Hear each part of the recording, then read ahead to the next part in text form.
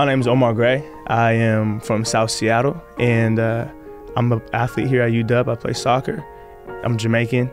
Something I want you to know about me is, I don't know, I love people, and I love the life I live because there's so much to it. Hello. Hi. I first want to start off by saying, Omar, I feel like you have an exciting perspective, necessary perspective to add. And sometimes we underestimate the value of someone just being present.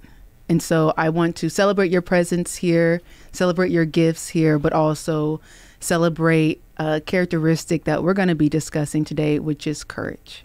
Yeah. Courage isn't really something that we hear in everyday life. It's not popularized. Oftentimes we know of courage to be like this superhuman character trait that certain people are able to face what frightens them. And it just allows them to live life, I don't know, with ease. But today we're going to look at the spectrum of courage. Come on. And we're going to see courage as something that is an ability that's built through time, through experiences, through faith and challenges that allows us to move towards facing things forward and being willing to fall forward, and also consider what allows us to keep on moving past adversity. I know you're also a fellow Seattleite. Just describe a little bit to me about the neighborhood that you grew up in and characteristics that you saw of courage early on. Okay. Well, one, thank you for having me on the show. It was a pleasure, truthfully. So I actually how do I say this? I moved from Jamaica when I was pretty young, probably somewhere like early elementary school. And then we came with my mom and my dad at the time, and we just came right into Seattle. So I grew up in South Seattle, Washington. As you're from the CD, so you know, a little bit of correlation there, I guess. The South thing came out of the CD. Just saying. I will give you that. But yeah, I don't know. The culture of where I grew up was pretty. It was pretty. I think strong is a good word. It was pretty. A lot of people really idolized being an individual. As in taking up your own characteristics. Not really like you were cool if you didn't really fully fit in. Like if you were doing something new. You know what I mean? That was where you got the spotlight. Then it was like, ooh, okay, I like him. So that was dope. So you got a lot of individuals, you got a lot of characters. It was a lot of being goofy. It was a lot of dancing. It was a lot of family. It was really just a big community. Like if you were from the area, everybody knew you. Yeah. And if they didn't know you, they knew of you, or they knew your grandma, your moms or whoever.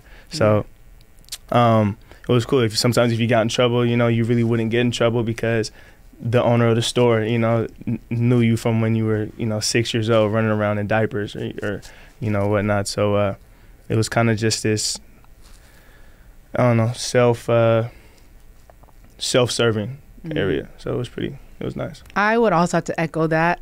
Although I am from the Central District, yeah, I spent quite a bit of time in South Seattle because my mom and my mom's side of the family is from South Seattle. Okay. Went to Rainier Beach. Yeah. My brother played for Rainier, the Little League team, football. I was a Viking. Viking, yeah. And I also played soccer on Genesee, at Genesee Park. I was one of those little kids with the little jerseys running around. Very proud of that. Shoes and tie. Exactly. Nope, I was not tripping. Oh, there you go. I was walking fine. You were prepared. But South Seattle is definitely very vibrant. It's marked nationally as one of the most diverse areas in the country. I didn't know that. Yeah, one of the most diverse zip codes in the country. And growing up in South Seattle and my mom having a business in South Seattle, I was then exposed to so many different types of lifestyles, again, within one neighborhood. Yeah. And also saw community and family as a pillar. But I also saw how people were discouraged, right? We talk about encouragement today and encourage, but how people were discouraged economically, socially, And I also saw how people were then encouraged, due to the discouragement, the social discouragement, to work towards change, be unique, be set aside, really walk into their greatness. And so I'm curious for you, what were some examples of discouragement that you saw in your neighborhood growing up? How did that shape you? What did that teach you? Discouragement, one, just economically, financially. You have people who live in one of the most wealthiest cities in the U.S., you know, and you're 15 minutes away from that wealth, but except you're still living this this downplayed, you know, this gotta work 3 jobs, you know, type of life just to barely pay rent. So just being so close to a breakthrough, but yet so far is honestly probably one of the biggest discouragement. You can see it in all the moms and the families already. Something else that was that I would say might have been a discouragement. Honestly, I can say there's a discouragement I see now. I never really seen too much discouragement, truthfully, when I was growing up much, just because it was all I was surrounded, is what you were surrounded by was what you knew, you know? Right. So it's like, and everybody around you was the same as you to a certain degree. So it was, I don't know, you didn't know no different to know even that it was a discouraging situation. You didn't know no better. Yeah. You were innocent. Yeah, child. You know? Yeah, I don't know. Now if you look back at it, I feel like maybe a discouragement I could see that there could have been is just people not really knowing what all that there really is, that, you know, what lies outside of the 5 to 7 miles that you're surrounded by in your community. I don't know. There's a lot of layers. I think what I hear you saying, and correct me if I'm wrong, is that there's a lot of layers to it. Yeah. And I know of this because my mom grew up, had this running joke in my family. She grew up a fence away from Holly Park. That's a good one. Yeah. That's a good one. You know, Holly Park is then especially low-income housing. And it represented really the beauty and diversity of Seattle, right? Black and brown folks, but it also represented the inequalities of folks in Seattle as well. I appreciate you stating, like, yes, we are in a very wealthy city, very wealthy state, and at the same time, there is a power imbalance. People are discouraged until they know what's beyond them. Yeah. And I'm curious to know, what was something that encouraged you? What was really a gateway for you to be, like you mentioned earlier, comfortable in your fullness? That took a little bit for me. Explain. So I play soccer, as you know, as we all know. And people don't play soccer. Like in the Black community in America, you just don't do it. So like all my friends play basketball. All my friends play football. So yeah. Just that was all around me. So of course I just wanted to play football and basketball, and I did. I played for Vikings. I played for Rotary. I played, you know, did all this thing. Rotary's a CD, by the way. Rotary's Boys and Girls Club. I just want to name clarify. And so people just didn't play soccer. And so if you played soccer, they're like, "Oh, you play soccer? Like, what are you like? What are you doing?" Yeah. And so literally that was kind of me. So I was just like, you know what, man, I don't even want to play. Like, you know, I don't like soccer either. So I truthfully couldn't stand soccer. Like I hated it with a passion, you know, for a while, probably all the way up until like maybe sophomore year. That was when probably I really fell in love with it. But sophomore year of high school. Yeah. Okay. I was just playing it at that point. You know, my first dream was to be in the NFL. You know what I mean? Even though I had a ball at my feet. The encouragement of it, honestly, my friends, to be honest. My friends were all, you know, continuing to develop, you know, more in what they did. Like I said, they played basketball, whether they were dancers, whether they did this and that. And as we spoke on before, you know, in the South End, you kind of had this like individuality, you know, thing that was kind of looked up upon. Like if you were walking, like not being a follower was very noticed. If you followed somebody, it was like, all right, but this dude's following, like, he's just square. Like, all right, leave me alone.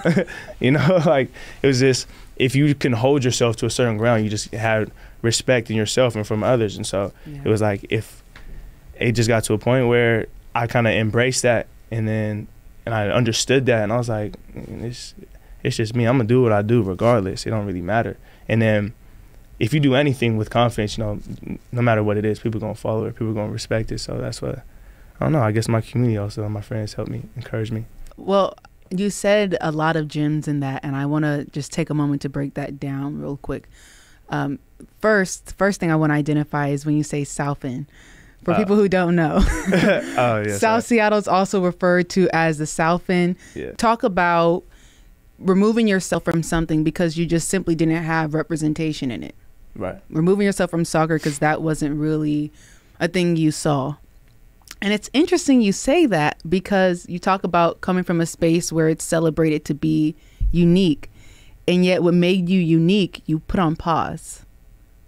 And you picked back up because then it was later encouraged. Yeah. And I understand it takes time to come back around to things. Mm-hmm.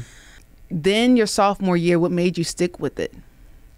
Just fell in love. Mm-hmm. Really. It was just, I don't know. I just kind of just was getting really good in my sport.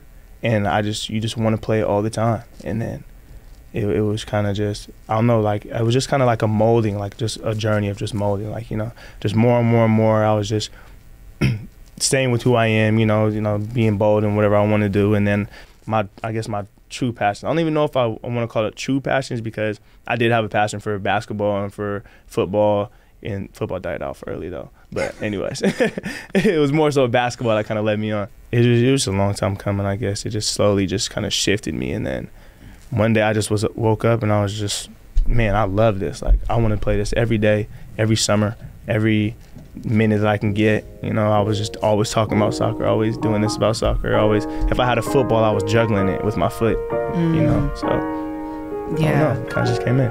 I just really wanted more.